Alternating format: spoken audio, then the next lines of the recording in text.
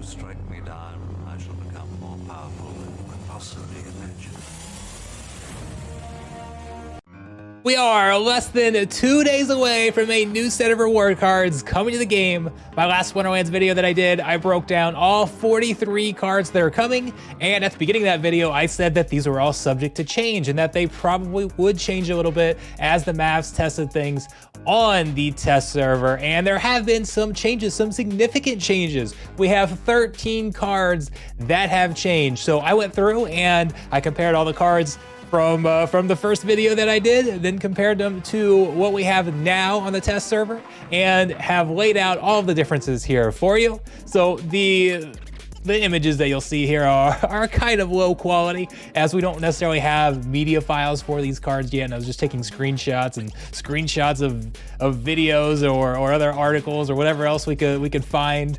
So yeah, kind of low quality, but I think you guys will actually get the point here, and we can get this data across. So you'll see the cards on the left are the cards as they originally appeared on the test server a few days ago. The cards on the right are what they look like now on the test server. Now, all of this is still subject to change. I doubt we're gonna see too many changes at this point. We're pretty close to them being released, but they could possibly change. So we'll see what happens. And another note, all I did was go through and compare them at max level. So I didn't go break down every single level. So we're just looking at what they ended up with at max level. It's possible there's some other cards that maybe change the order or change the level where they get some of their stats or abilities. I just compared the final card. So anyways, let's dive into it. The very first change we have here, by the way, all of these are in no particular order, but what we have first is our summoner. We had a summoner change for death. Octavia is no longer -1 melee, it is now -1 health. What do you guys think? Is this a buff? Is this a nerf? I feel like -1 melee is a stronger debuff if played correctly, like if played when the opponents have a lot of melee cards. The -1 health is something that's more universally beneficial. So that's always going to be nice to lower the health of the opposing cards, I guess, unless they only had 1 health to start with. But see, you could argue it either way. I think I prefer the -1 melee just because we already have a Chaos Legion card that has -1 health. Our -1 melee summoner is a wild summoner. It's not in modern anymore. So we've got -1 magic on a summoner. We've got -1 ranged on a modern summoner. We don't have -1 melee. So I was kind of looking forward to that a little bit more, but it is what it is. Overall, you're gonna see most of these are nerfs, I believe. So there's some that are just kind of changes. They're not better or worse. There's one that's clearly a huge buff. You'll see that one will be obvious. But most of these I feel like are nerfs. So on to another death card, Will-O-Wisp. This is one that's getting a lot of attention because of how it pairs with a new Chaos Legendary Summoner that gives dodge. Well, it lost 1 health, it lost 1 speed. So pretty clearly a nerf here. I still think it's gonna be a solid card. Overall, I mean, I don't know. Did it need it? It's hard to say. It's not a huge change, but it's definitely a significant one. Wily Kaioshin is another one that pairs. It's kind of interesting because of how it pairs with a new summoner. So when we first saw this change, we thought it was a clear nerf to the card, right? It traded 1 speed, it gained 1 speed, but lost 1 health and lost dodge.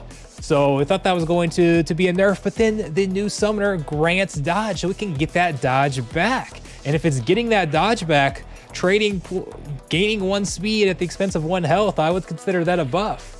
So when played with the new summoner, it's probably a little bit better now than it was before. But any other situation, I think I would consider it a little bit worse. So I think you're gonna see this card used a lot with the new summoner, a lot. All right, we've got Thane. Thane lost his tank heal. Earth does already have a lot of tank heals, but still, tank heal's it's one of the best abilities in the game, right? Traded it for headwinds, -1 armor. So I liked it better with the tank heal. Now it's gonna play a little bit differently. So we'll see. Again, I think it's a slight nerf, but I still think the card's usable. Sturgis lost camo, gained redemption, also lost 1 health. I think that camo is very, very important for this card. because this is a card that you don't want taken out early. If this card gets taken out, then it loses its weapons training ability. The cards next to it lose their weapons training ability, and they will lose that attack. I was having fun on the test server pairing this next to cards like Truth Speaker, like giving attack to cards like Chaos Agents, who are Pelacor Conjurer. And that was pretty nice, but now it's going to be very, very vulnerable to opportunity. And I think that camo was a big loss for this card. I still think it's one I'm going to use. I still like it, but it's definitely going to hurt. Ravenhood also lost camo. Everything is the same, just lost camo. And I mean, I think that's fair. This is a card I kind of compared to Tower Griffin. That was a neutral card from the Untamed era. Had for 4 mana, got 2 attack, had Protect. That was a card that had flying. Here you have Inspire, you have Fury. So I really like the Inspire here. The Inspire Protect, I could see myself using this on for a Death Sneak team or something like that. Give them a little bit of protection, increase their attack. I still see myself using this card. Here's the card, our little snake here, Kraar. No idea how to actually pronounce that. This was one that pretty much everybody universally agreed was way too powerful. For 1 mana, you got Triage, you got Silence, and then the Scavenge camo is a nice combo. I still think it's a very good card for only 1 mana, especially now that you can give cards with no attack, you can give them attack via weapons training. So this is certainly a card that I still like and still think it is very, very good. I think removing that Triage is definitely a good decision. It might still be too strong even. We'll see. Izzys is another card that I was very, very excited about, and now I'm kind of on the fence on how good this is going to be. It lost its Magic Reflect. I thought this was going to be an outstanding tank against Magic, and it's still going to be a solid tank against Magic, but it lost that Magic Reflect. The thing that concerned me is it's pretty vulnerable if going up against ranged or melee. So when you have spending 11 mana to get 14 health on a tank, that's not like, if you're going up against Magic, that's great. It's got that void. It's gonna absorb a ton. Up against ranged or melee, not quite as much. Now it does have a very unique combo here that's going to be interesting. It has Martyr and Haunt. So Martyr gives the adjacent cards essentially bloodless. It gives them +1 to all stats whenever that card dies. Life has a lot of resurrects, so you could throw 1, 2, 3, 4 resurrects, whatever you want in there, and get that card to die early, like several times, buffing up all the cards next to it. You can still maybe do some fun things with there, so I don't think it's useless. Well, like as a pure tank, that's 11 mana. It feels like that's kind of expensive when you're all out against Magic like that. I still think it has some use cases, but I don't know. I think it may have been hit a little too hard. I feel like maybe it should have gotten something else back if it lost that Reflect or some other stats or something. Maybe not as good as Reflect, but I feel like it could have gotten something back, but we'll see. All right, here's our one that very clearly got a buff. Imperial Knight looks nice. It gained heal. And this is a card I really want to run with Chancius. When you've got the Divine Shield there, when you've got the Void Armor, those pair very well with Resurrects. We've got a bunch of those in life. Chancius has that.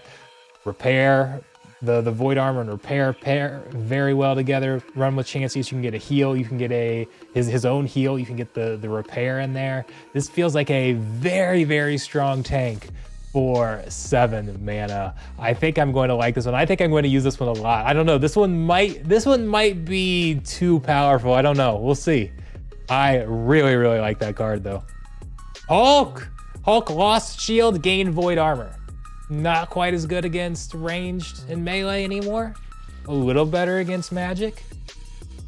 I don't know. I personally think I prefer the shield, but it just depends on how you're using him here. So I don't know. What do you guys think? Do you like him better or worse? I think it's a slight nerf, but it's not awful. A lot of times with Void Armor, I like to pair with Repairs. I like to pair with Resurrects. Don't really see a bunch of either of those here in Earth. So now you can use, I mean, you can pair them with Dragon, with neutrals. You can get some of those cards in. But overall, a lot of the ways I like to use Void Armor, I just don't play a lot in Earth. So we'll see. Here's one that another card that I think a lot of people agree needed to be toned down a little bit. Idri Fire, a 6-mana taunting tank. Had Reflect and Return Fire, so it lost 1 health. It lost lost 1 speed. It lost 3 health and swapped out Reflect for Redemption. So I still think for 6 mana to get a taunting tank in there for 6 mana is not bad. Now we are seeing a lot more Fury out there, but still, I think that's still a very solid card. I think this is a fair nerf in my opinion. And the last one that we have here, Clockwork Aid. This was a change I was really surprised by, because this one was one that changed a few hours after release, and it kind of got a complete overhaul here. It lost Cleanse, Slow, and Inspire, and instead gained Strengthen and Rust. So I would say the original version was stronger, but it kind of just plays completely differently now. So I don't know, I still like Rust. Strengthen can absolutely be nice. We'll see. Still only has that one speed, 1 health. Very vulnerable to do some magic damage there. We'll see how to use this one. I'm not sure how I want to use this one, to be honest. I'm not quite sure, but I don't know. I didn't feel like the changes seemed odd to me. So not necessarily right or wrong, just seemed kind of odd.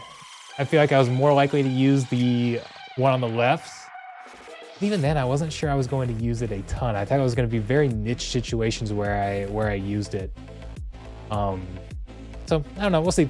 There we go. There are the 13 changes to the cards. Let me know, what do you guys think? Which cards are still too overpowered? Which cards are still underpowered?